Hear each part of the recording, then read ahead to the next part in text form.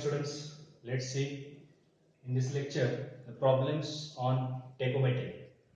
In the last lecture, we already discussed about the different cases regarding the tachometry.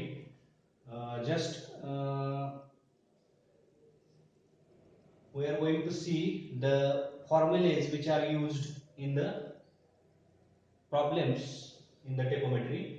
General equation: when line of sight is horizontal, d is equal to f upon I into s plus f plus d. This is the general equation. Then when line of sight is inclined, at that particular situation, horizontal distance d and again one v, which is distance between the inclined line of sight and horizontal line of sight, which is also calculated. These two formulas are very important. D is equal to f upon I into s cos square theta plus f plus d cos of theta, and second v is equal to f upon I into s sin 2 theta upon 2 plus f plus d sin of theta.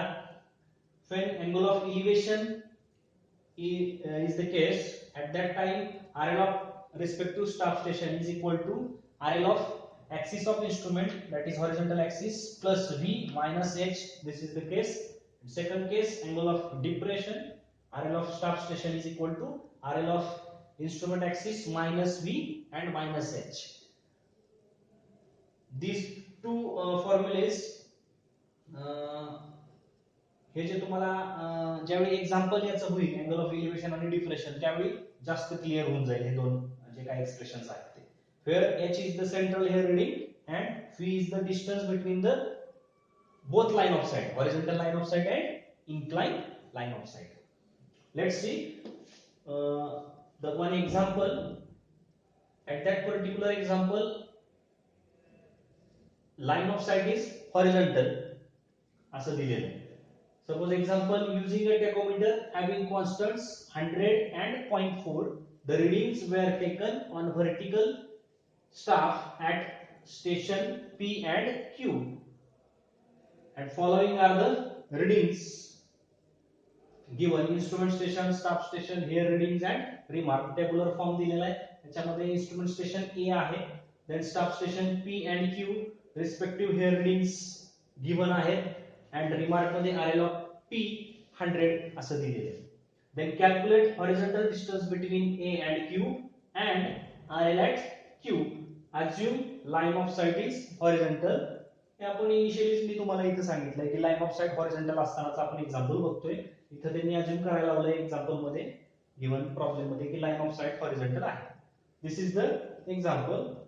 मग given data काय दिला बघा, याच्यामध्ये 100 and 0.4, these are the tachometric constants provided, that is multiplying constant f upon I is equal to 100 and additive constant f plus d is equal to 0.4. This is the data regarding the constants. Then RL of P ही पण दिलेली आहे. तर according to the given problem अशी एक sketch draw केलेली आहे ज्याच्यामध्ये tachometric station A दिसतंय, then given RL of P, that is suppose याला आपण बेंचमार्क म्हणूया. बेंचमार्क हा दिलेला आहे. सपोज याची RL दिलेली आहे 100 आणि tachometric स्टेशन A हे दिलेलं आहे. लाइन ऑफ साइट हॉरिझॉन्टल आहे. 3 स्टाडिया हेयर रिंग्स शोन केलेले आहेत ऍट पर्टिक्युलर स्टेशन Q या स्टेशन साठी ते रिंग शो केलेले, बरोबर आहे. Upper hair and lower hair याच्यातला जो डिफरन्स आहे तो s, that is staff intercept, then small h इथे डिनोट केलेला आहे, तो h that is central hair reading at Q. इथे P वरती मी त्याला काय म्हणतोय, bs म्हणतोय, because it is the first staff reading taken on any setup called as back side reading of known reduce level point, that is 2.300. P वरचं central hair reading हे दिलेलं आहे. तर अकॉर्डिंग टू प्रॉब्लेम इथं sketch draw केलेली आहे. आपल्याला काय फाइंड आउट करायचंय, तर distance between A and Q, that is DAQ हे फाइंड आउट करायचंय आणि RL at Q हे फाइंड आउट करायचे. हे दोन A माहित आहे. Solution: horizontal distance between A and Q, that is D हे फाइंड आउट करायचंय. Use general equation for that particular f upon I into s plus f plus d. General equation when line of sight is horizontal. या सिच्युएशनला आपल्याला general equation वापरायचंय. मग आता याच्यामध्ये unknown काय आहे तर yes that is staff intercept. हा आपल्याला इथं फाइंड आउट करायचा आहे. तो फाइंड आउट केला. यस डिस्टन्स ए आणि क्यू याच्यामधलं काढायचंय. तर यस इथला कन्सिडर करावा लागेल. ऍट स्टेशन क्यू तिथला यस कन्सिडर करायचा आहे. 3.900 minus 0.300. These are the two readings, upper here and lower here readings. 3.600. Then d is equal to f upon I into s plus f plus d. f upon I 100 multiplied by 3.600 s plus 0.4 हा additive constant दिलेला आहे. Then calculate करून तुम्हाला काय मिळणार आहे ही value मिळणार आहे आपल्याला. d is equal to 360.400. Horizontal distance मिळालं. Distance between A and Q. Half part example finish झालेला आहे. Second RL at Q, RL at staff station हे फाइंड आउट करायचंय. त्या केस मध्ये आपण पाहिलेलं आहे की हॉरिझॉन्टल लाईन ऑफ साइट असताना तुम्हाला काय करायचंय एच आय ही फाइंड आउट करावी लागणार. आणि according to this H I आपण ज्यावेळी हे सेंट्रल हे रीडिंग वजा करू मायनस करू त्यावेळी आपण इथल्या रिस्पेक्टिव्ह आरएल पॉइंटला पोहोचू.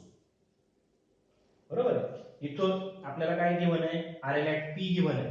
इथून आपण हॉरिझॉन्टल लाईन ऑफ साइट इथं पोहोचलो. ते कसं तर हे बी साठी त्याच्यामध्ये ऍड करावं लागेल. तेच इथं पुढे सोल्युशन मध्ये तुम्हाला दिसते. RL at P which is 100 given, then so RL of line of collimation that is HI, this horizontal line of sight HI or line of collimation त्याला म्हणूया HI. RL of P plus backside reading. RL at P हे given आहे plus backside केले की तुम्ही इथं पोहोचला या horizontal axis ला. त्या दोघांची ऍडिशन करून काय आन्सर येते 102.300. Then RL at Q is equal to RL of line of collimation that is HI minus H that is central here reading at Q. कारण की Q या पर्टिक्युलर स्टॉप स्टेशनची रिड्यूस लेवल आपल्याला find out करायची. Minus H केलं. RL of line of collimation 102.300 minus 2.100. RL at Q find out करायची. त्यामुळे Q या stop स्टेशनचं सेंट्रल हे रीडिंग याच्यामधून वजा केले जे इथं नोट केलेले आहे स्केच मध्ये. 2.100 we are getting the RL at Q is equal to 200. So finally solution summarize करा की horizontal distance D is equal to 360.400 and RL at Q is equal to 100.200. This is the solved example regarding the when line of sight is horizontal and staff is always held vertically. तर ही first केस झाली. General केस आहे ज्याच्यामध्ये horizontal line of site असेल. टेकोमेट्रीचा वापर आपण कधी करतोय ज्यावेळी माउंटेनस रिजन असेल, डिफिकल्ट असेल तो रिजन की जिथे चेनिंग टेपिंग पॉसिबल नाहीये किंवा नॉर्मल लेवलिंग प्रोसिजर पॉसिबल नाहीये. त्या केसमध्ये डिफिकल्ट आहे त्या केसमध्ये आपण काय करतो टेकोमेट्री करतो. त्याच्या सहाय्याने हॉरिझॉन्टल डिस्टन्स आणि इलिव्हेशन्स त्या पर्टिक्युलर पॉइंट्सचे फाइंड आउट करत असतो. हे दोन्ही इथं एम आपल्याला इथं फाइंड आउट केलेत आपण डी आणि